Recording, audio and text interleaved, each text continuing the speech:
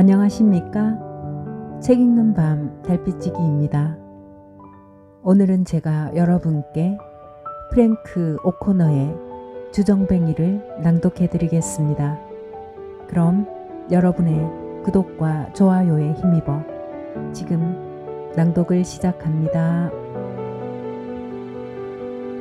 둘리시가 죽었을 때 아버지는 매우 심한 충격을 받았다. 둘리시는 이곳저곳으로 돌아다니며 물건을 파는 장사꾼이었다. 그리고 도미니칸스의 아들 2명과 차를 한 대 갖고 있었다.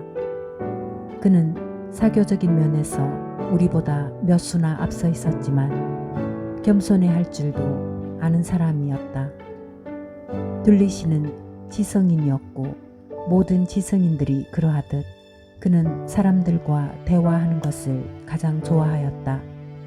그리고 아버지도 나름대로 책을 많이 읽어 지적인 말상대를 알아볼 줄 아는 안목을 갖고 있었다.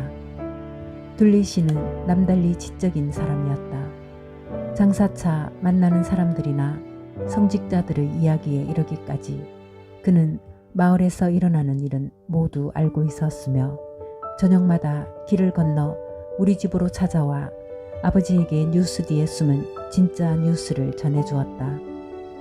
그는 나지막하고 상담하기에 딱 어울리는 음성과 누구에게나 친밀한 미소를 갖고 있었다. 아버지는 때때로 그가 계속 얘기할 수 있도록 잠자코 듣고만 있다가 얼굴이 상기된 채 몇 모르는 어머니에게 여보란 듯이 다가가 둘리시가 내게 어떤 얘기를 해주었는지 알고 있소? 라고 물어보곤 하였다.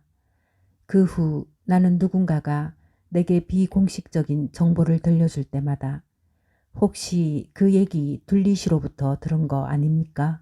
라고 물어보려는 나 자신을 발견하곤 했다. 나는 그가 낯빛 손가락 사이에 로사리오를 감은 채 갈색 수의를 입고 입간 준비가 되어 있는 모습을 보기 전까지는 그의 죽음을 실감나게 받아들이지 않았다. 그때까지 나는 무엇인가 잘못된 것임에 틀림없고 어느 여름날 저녁 둘리시는 다시 우리 집 현관에 모습을 드러내어 다음 세계의 내막을 들려줄 것이라고 생각하고 있었다. 그러나 아버지의 경우는 달랐다. 아버지는 매우 당혹해하였다. 아마 아버지와 둘리시가 거의 동갑이기 때문이었을 것이다. 동갑이라는 사실은 언제나 다른 사람이 죽으면 남의 일같이 느낄 수 없도록 만드는 법이니까. 아니면 아버지는 이제 회사에서 최근 발생한 사건 뒤에 어떠한 부정이 있었는지 알려줄 사람을 잃어버렸기 때문인지도 몰랐다. 블라니 레인에서 둘리시만큼 신문을 읽는 사람은 손가락으로 셀 수 있는 정도였고 그들 중 어느 누구도 아버지가 노동자에 불과하다는 사실을 모른 척하지 않았을 것이다. 하찮은 목수에 불과한 셜리반도 자신이 아버지보다 한 수 위라고 생각하고 있었다. 이는 분명 사건 중의 하나였다. 카라에서 2시 반이군. 아버지는 신문을 내려놓으며 생각에 잠긴 듯 말했다. 하지만 당신 장례식에 가려는 건 아니겠지요? 어머니가 조심스럽게 물어보았다. 내가 갈 걸로 모두들 알고 있을 거야. 어머니가 말리려는 기미를 알아챈 듯 말했다. 그들과는 얘기하지 않을 거고. 어머니가 자신의 감정을 누르며 다시 말을 이었다. 제 생각엔 누구라도 당신처럼 그와 함께 교회에 가겠다는 생각을 할 거예요. 예배를 보러 간다는 것도 문제였다. 시체는 일과가 끝난 뒤에 운구되기 때문에 문제가 없다고 하더라도 장례식에 참석한다는 것은 반나절 품삯을 포기하는 것이기 때문이었다. 사람들이 우리를 아는 척하지 않아요. 어머니가 덧붙였다. 하나님은 우리 인간과 온갖 해악 사이에 계시니까 그것이 우리의 운명이라 하더라도 기꺼이 받아들이지 않으면 안 돼요. 아버지는 위험 있게 말했다. 아버지에 관해 이야기하자면 그는 언제나 좋은 이웃을 위해서는 반나절 품삯을 포기할 준비가 되어 있는 사람이었다. 아버지가 장례식을 특별히 좋아해서가 아니라 언젠가는 우리 집도 마찬가지로 도움을 받을 것이기 때문에 이웃을 돕는다는 양심적인 사람이었다. 그리고 그 어느 것도 자신의 죽음을 예상하여 훌륭한 장례식을 보장받는 것만큼 그에게 위안을 주지는 못했을 것이다. 어머니에 관해 이야기하자면 그녀는 결코 반나절 품삯에 연연하는 사람은 아니었다. 적어도 우리에게 그만한 여유는 있었으니까. 모든 사람이 알고 있듯이 음주벽은 아버지의 가장 큰 약점이었다. 아버지는 한번 마음먹으면 몇 달이고 몇 년이고 참아낼 줄 알았다. 그리고 그러는 동안에는 비할 데 없이 선량한 사람이었다. 아버지는 식구들 중에서 가장 먼저 잠자리에서 일어나 아직 침대에 잠들어 있는 어머니에게 차를 한 잔 끓여다 주었으며 저녁마다 외출하지 않고 집에서 신문을 보았다. 돈을 조금 모아서 새로운 청색 사아지 양복도 한 벌 사고 중산모도 하나 샀다. 그리고 한 주일도 빼놓지 않고 힘들여 번 돈을 술집 주인에게 갖다 바치는 사람들의 어리석음을 비웃기도 하였다. 때로는 무료한 시간을 달래기 위해 연필과 종이를 꺼내놓고 자신이 절대 금주자의 생활을 통해 매주 얼마나 저축했는지를 계산하곤 하였다. 천성적으로 낙천적이었기 때문에 아버지는 때때로 남은 여생 동안 얼마나 저축할 수 있을 것인가도 계산해 보았다. 그 총액은 깜짝 놀랄 만한 것이었다. 아버지가 돌아가시면 수백 달러는 좋게 남을 것이었다. 내가 그때 눈치챈 것이 있다면 그것은 나쁜 징조가 보이기 시작했다는 점이었다. 아버지는 정신적인 자만심에 빠져 있었으며 자신이 이웃 사람보다 우월하다고 믿기 시작했다. 조만간 그러한 정신적 자만심은 커질 대로 커져 축하 행사까지 할 정도가 되었다. 그리고 아버지는 술을 입에 대기 시작했다. 물론 위스키는 아니었다. 아버지는 위스키 종류 대신에 맥주 같은 해가 별로 없는 술을 택했다. 그리고 그것이 내 선량한 아버지의 마지막이었다. 첫 술잔을 입에 대었을 때 아버지는 이미 자신을 기만했다는 사실을 깨닫게 되었고 그것을 잊기 위해 두 번째 술잔을 들게 되었다. 그리고 그러한 것을 잊지 못했다는 사실을 잊기 위해 세 번째 잔을 들었고 마침내 술에 곤드레가 되어 집에 돌아왔다. 그 이후는 주정뱅이의 과정이었다. 다음날 아버지는 일터에 나가지 못했다.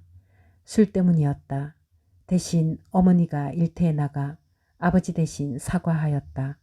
그리고 그 뒤 2주일간 일터에 나가지 않는 사이 아버지는 처량하고 난폭하며 풀이 죽은 사람으로 변하고 말았다.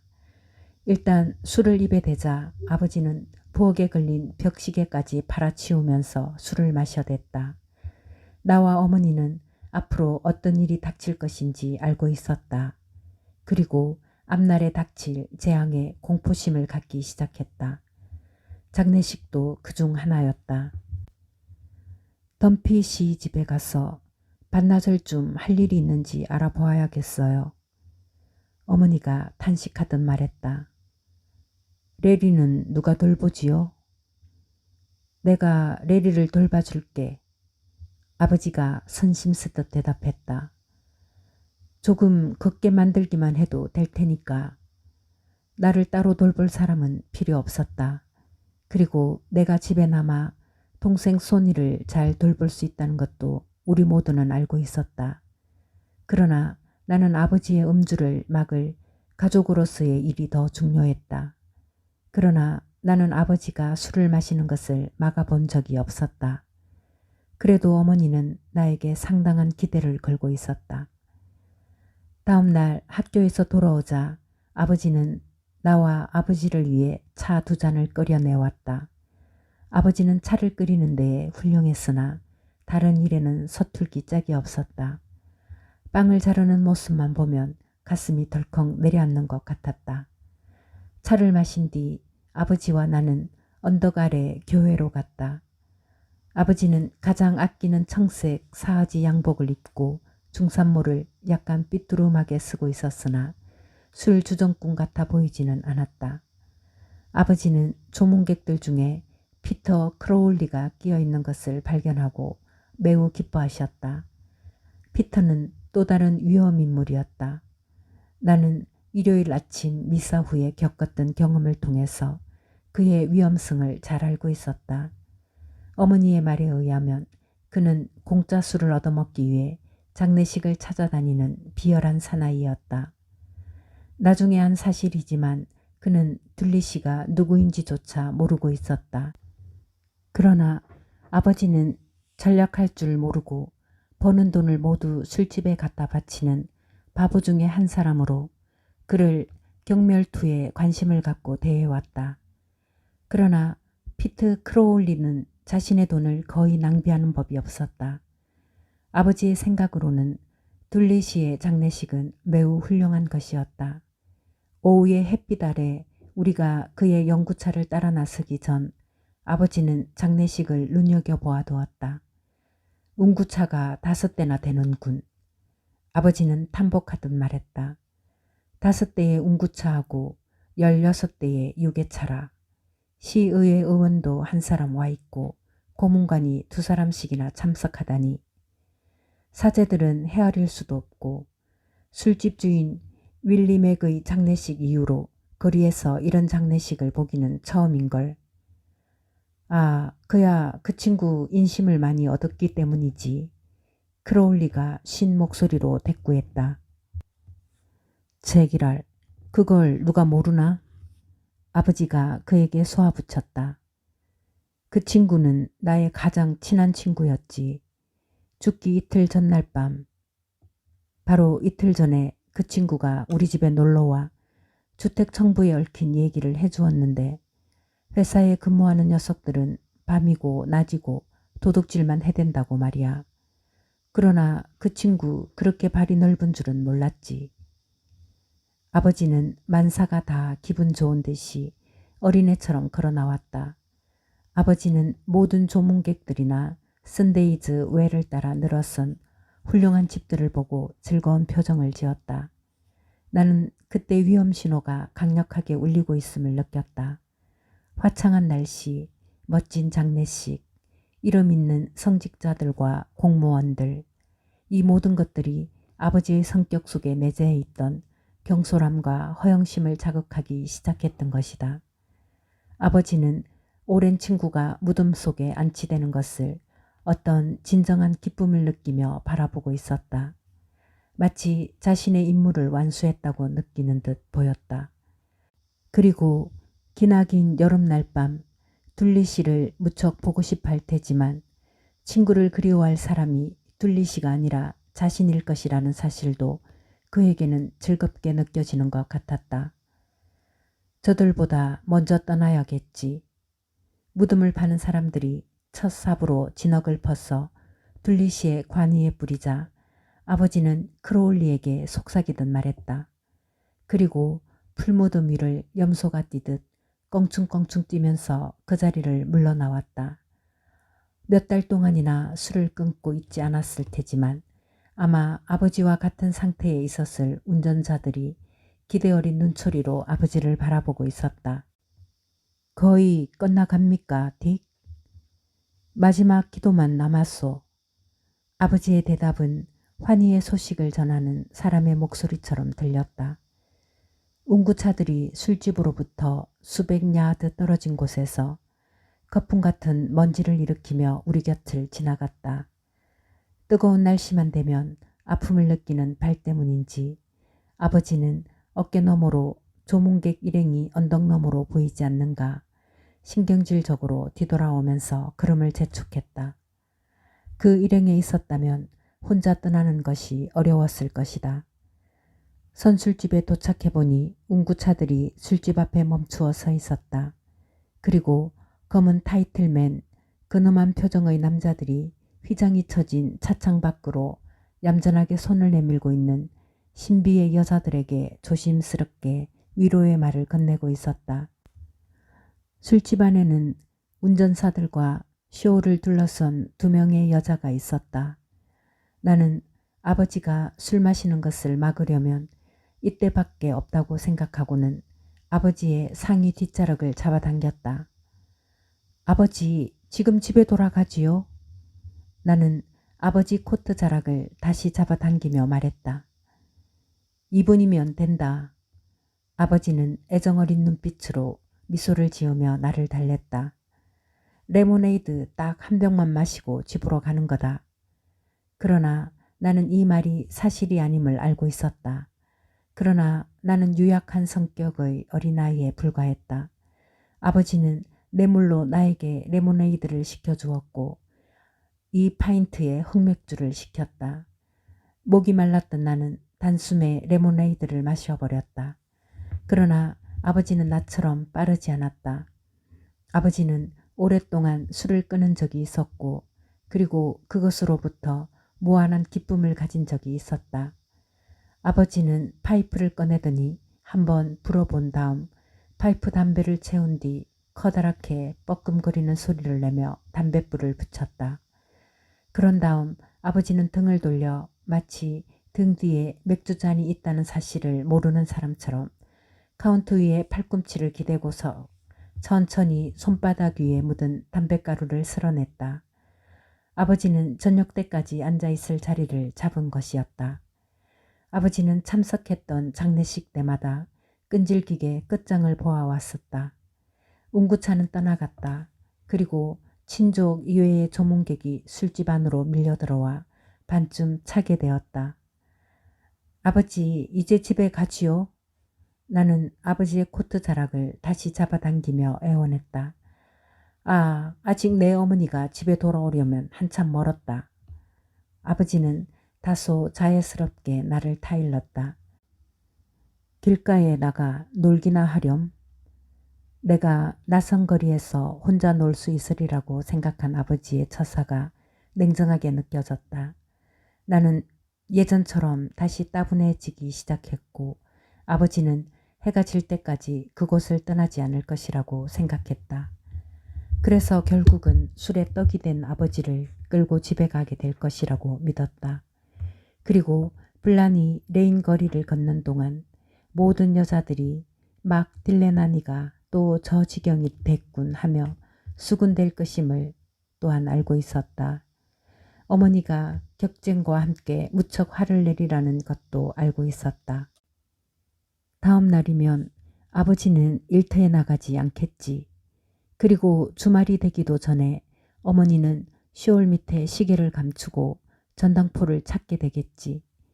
시계가 없는 쓸쓸한 부엌은 내게 무척 볼성사나운 것인데 나는 아직도 목이 말랐다. 그리고 까치발을 디디면서 아버지의 맥주잔까지 손을 뻗칠 수 있음을 발견했다. 그리고 그 잔 속에 어떤 것이 들어있는지 알아보는 것도 괜찮을 것 같다는 생각이 들었다. 아버지는 등을 돌리고 있으니까 내가 술잔에 손을 뻗어도 모를 것 같았다. 나는 아버지의 술잔을 끌어내려 조심스럽게 마시기 시작했다. 그러나 나는 무척 실망하고 말았다. 아버지가 그런 것을 마실 수 있다는 자체가 놀라웠다. 아버지는 레모네이드 같이 맛있는 음료수를 모르고 있는 것 같았다.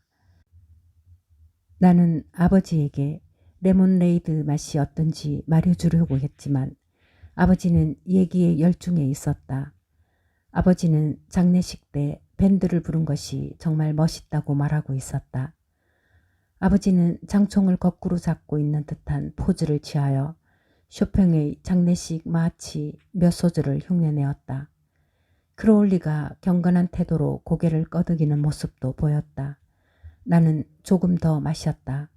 그리고 흑맥주도 나름대로 유익한 점이 있을지 모른다는 생각이 들었다. 나는 기분이 좋아짐을 느꼈다. 묘한 기분이었다. 아버지는 이번에는 샤무엘에 나오는 장송곡 몇 소절을 흉내냈다. 술집도 멋있고 장례식도 훌륭했다고 느껴졌다. 천국에 간 둘리시도 몹시 기뻐하리라는 생각이 들었다. 동시에 나는 사람들이 그를 위한 연주를 밴드에게 부탁했을 것이라고 생각했다. 아버지 말씀대로 밴드는 장례식에 훌륭하게 어울리는 것 같았다. 그러나 흑맥주가 대단한 것이라는 까닭은 사람으로 하여금 세상을 잊게 하고, 아니 구름 위를 떠다니는 천둥처럼 높이 떠있게 만들고, 다리를 꼰 채 술집 카운터에 기대어 사소한 일들은 다 떨쳐버리고 삶과 죽음에 관하여 깊고 진지하고 원숙한 사색을 하면서 자신을 되돌아볼 수 있게 만들어주는 능력을 갖고 있다는 데 있었다. 자신을 그렇게 되돌아보노라면 누구라도 잠시 후 자신이 얼마나 우스꽝스럽게 보이는지 깨닫게 되고 갑자기 당황하게 되어 킥킥 웃어버리지 않을 수 없을 것이다. 그러나 내가 마지막 한 모금을 마셨을 때 이미 그러한 단계는 지나가 버린 뒤였다. 나는 술잔을 제자리에 되돌려 놓는 것이 무척 어렵게 되었음을 깨달았다. 카운터가 갑자기 높아진 것처럼 보였다. 나는 다시 우울감에 빠져버리고 말았다. 부디 주여, 어디에 가 있든 그 친구의 영혼이 평온히 잠들게 해 주옵소서. 아버지는 등 뒤로 술잔을 찾아 팔을 뻗으면서 경건하게 말했다. 아버지는 잠시 멈칫했다. 처음에는 잔을 쳐다보더니 한동안 주위에 서 있는 사람들을 쳐다보았다. 여보시오. 아버지는 불쾌한 감정을 숨긴 채 단지 농담 한마디 던진다는 식으로 상당히 명랑한 목소리로 입을 열었다. 누가 여기에다 손을 댔소? 술집 주인과 여자들이 아버지를 쳐다보고 다시 그의 술잔을 바라보는 순간 잠시 침묵이 흘렀다. 거기에 손댄 사람은 아무도 없소, 이 양반아. 한 여자가 불쾌하다는 듯이 말했다. 누굴 강도로 보는 거요? 아, 그런 짓 할 사람은 아무도 없네, 믹. 술집 주인도 놀라움이 섞인 말투로 대꾸했다. 그러나 누군가가 손을 대긴 댔지. 이렇게 말하는 아버지의 얼굴에는 미소가 사라지고 없었다. 그럴 만한 사람이라면 술잔에 가장 가까이 있는 사람일 테지. 조금 전에 말했던 여자가 내게 불쾌한 표정을 지으며 험악한 말투로 말했다. 그리고 동시에 아버지도 사실을 감지하기 시작했다. 생각해 보건대 나는 다소 꿈꾸는 듯한 눈빛이었을 것이다. 아버지는 허리를 굽히고 나를 잡아 흔들며 묻기 시작했다. 너 괜찮으냐, 레리? 피터 크로울리는 나를 내려다보면서 의미심장하게 씩 웃고 있었다. 이겨낼 수 있겠니? 크로울리는 그 쉰 목소리로 소리쳤다. 나는 이겨낼 수 있었다. 어렵지 않게. 나는 토하기 시작했다. 아버지는 가장 아끼는 양복이 더럽혀질까봐 훌쩍 뒤로 물러나 성급히 뒷문을 열었다. 뛰어, 뛰어, 뛰어봐. 아버지가 큰 소리로 외쳤다. 나는 밖에 담쟁이 덩쿨로 뒤덮인 담장이 햇빛에 빛나는 모습을 보았다. 그리고 뛰었다. 의도는 좋았으나 연기가 너무 과장되어 버렸다. 나는 바로 그 벽을 들이받아 아픔을 주고 말았다. 나는 벽이 아픔을 느끼고 있다고 생각했던 것이다. 언제나 공손한 아이로 알려진 나는 다시 속이 울렁거려 토하기 전에 죄송합니다 라고 말했다. 아버지는 아직도 옷을 버릴까봐 조심하면서 내가 토하는 동안 몸을 잡아주었다. 자, 그렇지. 아버지는 힘내라는 투로 말했다. 토해버려야 장한 사람이지. 천만에 나는 장한 사람은 못됐다. 장한 것과는 거리가 먼 사람이었다. 아버지가 나를 부축하여 다시 술집으로 데리고 들어가 쇼를 걸친 여자들 곁에 있는 긴 의자에 앉혀주었을 때 나는 큰 소리를 내어 울음을 터뜨렸다. 아버지의 술잔에 손을 대지 않았는가 의심을 받았던 것에 아직 화가 덜 풀렸는지 여자들은 냉랭한 태도로 몸을 일으켜 세웠다. 원 세상에. 한 여자가 안쓰럽게 나를 내려다보면서 볼멘 소리로 입을 열었다. 저런 사람이 아버지라 할 수 있겠어요? 믹, 술집 주인은 내가 걸어 들어온 자리에 톱밥을 뿌리면서 걱정스러운 듯 아버지를 불렀다. 저 애가 이곳에 출입해서는 안 되네. 순경이 보기 전에 어서 집으로 데리고 가는 것이 좋을 걸세. 오 하느님. 아버지는 마음이 산란할 때마다 하는 버릇대로 눈길을 하늘로 향하고 조용히 손바닥을 마주치며 우는 소리를 했다. 이 무슨 불상사입니까? 저의 어머니는 뭐라고 말할까요? 여자들이 집에 남아 애들이나 돌보았더라면 이런 일은 없었을 텐데. 아버지는 시오를 둘러쓴 여자들을 보고 드러나는 듯이 이를 갈며 말했다. 빌, 운구차들 벌써 다 떠났나? 그 차들 오래전에 볼 일을 다 끝냈다네, 믹. 술집 주인이 대꾸했다. 집에 데리고 가야겠네. 아버지는 단념하듯 이렇게 말했다. 다시는 너를 데리고 오지 않겠다. 이렇게 협박조로 내게 말한 아버지는 옛다 여기 손수건이 있으니 눈가에 대고 있어라 라고 말하며 상의에서 깨끗한 손수건을 꺼내 내게 건네주었다. 손수건에 피가 묻어나오는 것을 보고서야 나는 상처를 입었다는 사실을 알았다. 그와 동시에 관자놀이가 욱신거리기 시작했다. 그래서 다시 소리내어 울기 시작했다. 조용히 해. 아버지는 나를 문 밖으로 떼밀면서 짜증난다는 듯이 말했다. 사람들이 네가 죽기라도 한 것으로 알겠다. 별것 아니니 어서 집에 가서 씻도록 하자. 똑바로 걷거라 이 녀석아. 크로울리가 내 다른 한쪽을 부축해주며 말했다. 곧 괜찮아질 거야. 나는 두 사람처럼 술이 어떤 것인지를 모르는 사람은 처음 보았다. 갑자기 신선한 공기를 마시고 햇빛이 따뜻하다고 느껴지면서 더욱더 그로기 상태에 빠지고 말았다. 나는 바람결에 출렁이는 파도처럼 비틀거리고 있었다. 아버지가 다시 우는 소리를 내었다. 전능하신 주여, 앞이 캄캄하나이다. 무슨 불상사가 이렇습니까? 똑바로 걸을 수 없겠니? 나는 똑바로 걸을 수 없었다. 그러나 나는 블라니 레인에 사는 모든 늙고 젊은 여자들이 햇빛에 이끌려 반쯤 열린 문가에 기대어 서 있거나 현관 계단에 나와 앉아 있으리라는 것을 알고 있었다. 그들은 서로 주고받던 잡담을 멈춘 채 눈 위에 상처를 입고 술에 취해 비틀거리는 어린아이를 말짱한 두 중년 남자들이 집으로 끌고 가는 이상한 광경을 입을 벌리고 바라보고 있었다. 될 수 있는 대로 나를 빨리 집으로 데리고 가 창피를 면하고 싶으나 내가 취한 것이 자신 때문이 아니라는 사실을 이웃 사람들에게 설명해 주고 싶은 갈등에 어찌할 바를 모르던 아버지는 로체 부인 집 밖에서 걸음을 멈추었다.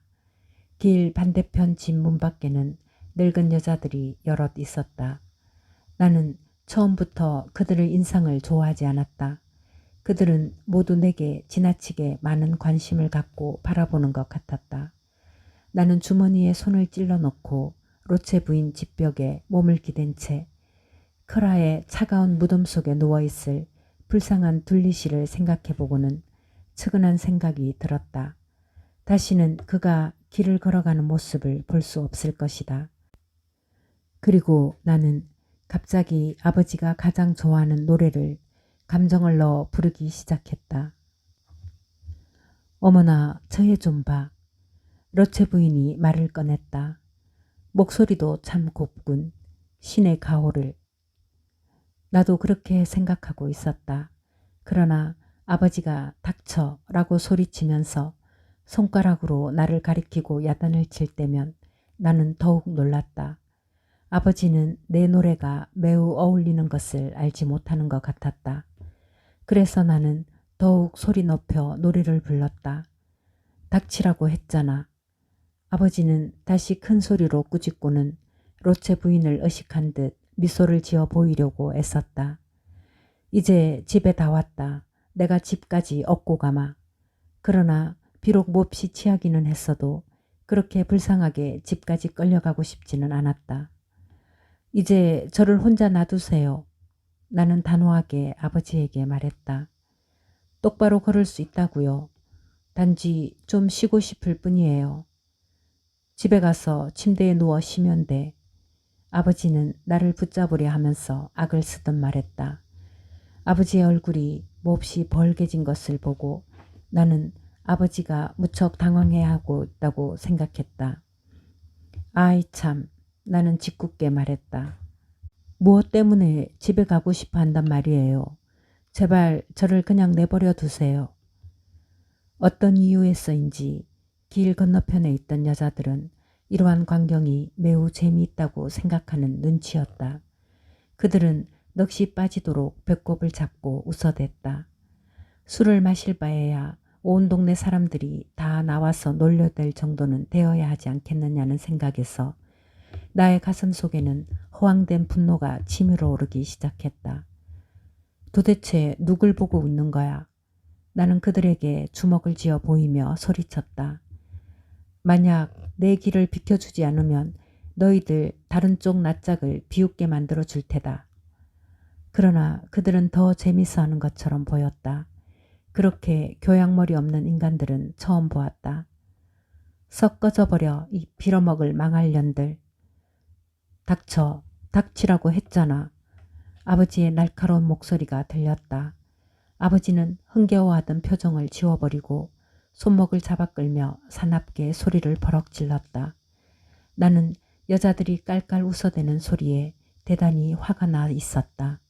그리고 아버지의 고함 소리도 나를 화나게 만들었다. 나는 발 뒤꿈치로 땅을 팠어 끌려가지 않으려 버둥댔으나 아버지의 힘이 워낙 세었다. 나는 어깨너머로 깔깔대고 웃어대는 여자들을 쳐다볼 수 있을 뿐이었다. 조심해. 그렇지 않으면 다시 돌아와 본때를 보여줄 거야. 내 너희들에게 점잖은 사람에게 길을 비켜주는 예절을 가르쳐주마. 너희들 집에 처박혀서 더러운 낯짝이나 깨끗하게 씻는 것이 더 나을 거다. 온 동네가 다 듣겠다. 아버지는 거의 울상이었다. 다시는 이런 일을 보나 봐라. 다시는 절대로 이런 일은 없게 하리라. 1000살까지 살더라도 절대 없을 거야. 나는 아직도 아버지가 나를 다시는 데리고 다니지 않겠다는 뜻이었는지 아니면 술을 마시지 않겠다는 뜻으로 그렇게 말했는지 모르고 있다. 아버지가 나를 집 안으로 끌고 들어갈 때 나는 영웅적인 기분에 취하여 웩스포드의 아이들이라는 노래를 소리 높이 불렀다.